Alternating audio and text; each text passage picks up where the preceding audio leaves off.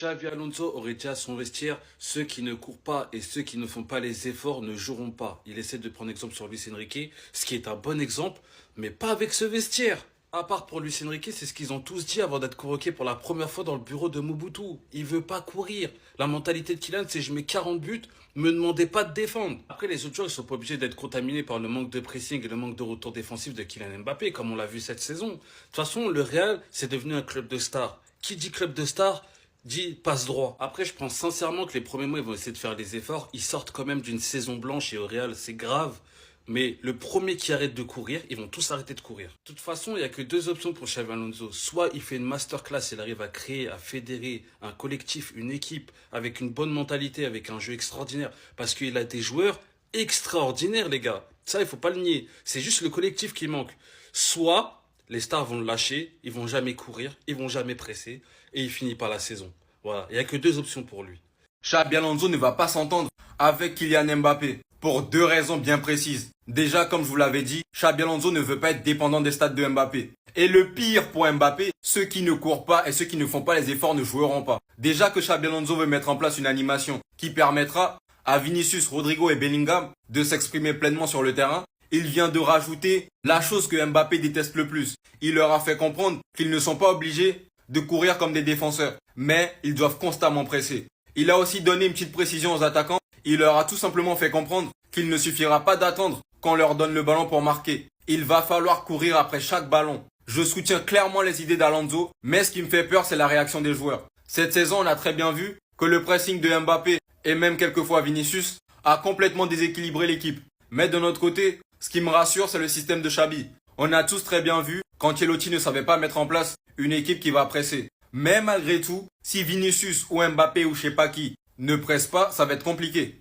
Arrêtons un peu de le critiquer en vrai. Parce qu'on aimerait tous avoir le salaire de Kiki de Bondy. C'est clairement ce que j'attendais de ce coach, de la discipline et ne pas être sur le 11 de départ par ton nom. Un peu de méritocratie ne fera pas de mal dans cette équipe. Il a été très clair avec ses joueurs. Il a dit, je sais une chose, si vous ne courez pas et si vous ne travaillez pas dur, vous ne jouerez pas quel que soit votre nom. Il a aussi parlé des attaquants, ou plutôt aux attaquants. Il a dit, vous n'êtes pas obligé de courir comme les défenseurs, mais par contre, vous devez constamment presser. Pour ce qui est de Vinicius, j'ai aucun doute sur le fait que si on lui dit de presser, il va presser. Mbappé, j'ai un doute. Donc on verra au fil de la saison. C'est le message clair qu'a envoyé Xabi Alonso à ses attaquants. C'est ce qu'il faudra faire si tu veux avoir une attaque solide au Real Madrid. Et Rodrigo pourra tirer son épingle du jeu parce que si Vinicius fera le pressing, je pense que Rodrigo est aussi à même de faire le pressing. Donc il pourra avoir sa place titulaire parce que c'est un excellent joueur balle au pied, mais qu'aussi il pourra imprimer ce que Xabi Alonso veut faire, le pressing, la défense, etc. Voilà, on a aussi notre formule comme quoi celui qui fera pas l'effort défensif sera mis sur la touche. Je pense que c'est pas un pied envers Mbappé, mais un message clair envers lui de lui dire que poto, tu es un excellent joueur, tu es le meilleur buteur cette saison. Si tu ne fais pas les efforts défensifs qui nous permettent de marquer des buts, ça ne sert à rien d'attendre devant et d'attendre que les ballons vont arriver. Il a dit attendre le ballon pour marquer, ça ne suffira pas, vous allez devoir courir après chaque ballon comme des morts de faim. Voilà pour ce Xabi Alonso. Petite news aussi du Real Madrid. Le Real est sur le point de trouver un accord envers Brahim Diaz jusqu'en 2030. Où est-ce qu'il va avoir sa place? Je ne sais pas. Et c'est toujours un joueur qui, quand il rentre, est pertinent et impactant, un vrai impact player. De toute façon, avec les calendriers, les matchs à rallonge, les saisons à rallonge, il faut de la profondeur de banc. Un joueur comme ça qui peut être titulaire dans beaucoup d'équipes, il peut être sur le banc pour nous, peut rentrer, peut être un impact player comme l'a été, pourquoi pas Barcola cette saison avec le Paris Saint-Germain. Il faut de la profondeur de banc. Et pour ce qui est du premier match qui aura lieu du coup mercredi contre Al Hilal, la composition se dessine. Joe Mbappé, Vini devant, Echen et Trent titulaire. Je pense que ça n'a pas forcément de doute possible. 4-3-3.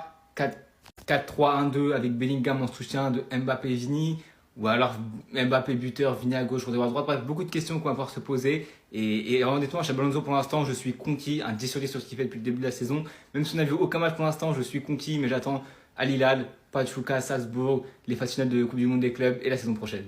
On dit que Vini fera plus d'efforts que Mbappé, c'est pas une critique envers Mbappé, c'est que Vinicius l'a déjà beaucoup plus montré, mais surtout qu'il veut pousser pour le Real Madrid. Il a déjà parlé avec l'entraîneur, il a dit je suis très content, on va continuer à travailler dur pour gagner beaucoup avec lui, parce qu'il sait que son entraîneur a fait gagner Leverkusen et peut clairement nous faire gagner, nous faire passer dans une nouvelle ère du Real Madrid. Il a dit nous voulons gagner absolument la première Coupe du Monde des clubs parce que les gens n'oublient jamais le premier vainqueur et c'est la seule compétition que le Real n'a jamais remportée. On va tout faire pour ça. Et on verra cette saison en Coupe du Monde des clubs contre Al Hilal, Pachuca, Sadbo, etc.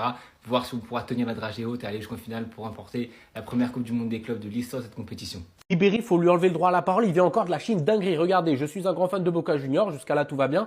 Mais après, il dit, je suis sûr que Boca a de bonnes chances de remporter la Coupe du Monde des clubs. Et c'est là que tu joues au rugby. T'as compris? Pour ceux qui ont la ref. J'ai tout mon respect pour Boca Junior. Mais comment Ribéry il peut dire ça quand dans la compétition, t'as le Bayern qui est là pour humilier l'ennemi? T'as le PSG, leur métier, c'est taper l'ennemi pour vivre. Et c'était pas Auckland, l'Atlético de Madrid. Le PSG, là, ils vont la jouer très sérieusement cette compétition parce qu'ils veulent gagner toutes les compètes cette saison. T'as aussi le Real Madrid qui va jouer la compète à 100% parce que Xabi Alonso, il doit prouver vu que c'est le nouvel entraîneur. Le Real, ils ont rien gagné cette saison, donc ils veulent entre guillemets sauver leur saison et préparer la saison prochaine. En fait, Ribéry, ce qu'il vient de dire, c'est autant une dinguerie de dire Marseille s'est qualifié en Ligue des Champions. J'aime cette équipe, je pense qu'ils ont de grandes chances de la remporter. Et là, tu viens de dire dans ta tête que je suis un ouf. Non mais sérieusement, c'est pas pour dénigrer Boca Junior, mais à votre avis, dites-le moi en commentaire, quel serait le score si le PSG affronterait Boca Junior, sachant qu'ils viennent mettre un top score à un club européen. En tout cas, Ribéry, il a réussi à me hyper autour de Boca Junior. Je comptais pas spécialement regarder leur match, mais leur premier match c'est contre Benfica, donc un club européen. Je vais le regarder direct. Parce que si Boca Junior se fait exploser contre Benfica, je donne pas cher de leur peau contre un PSG, Bayern ou Real Madrid.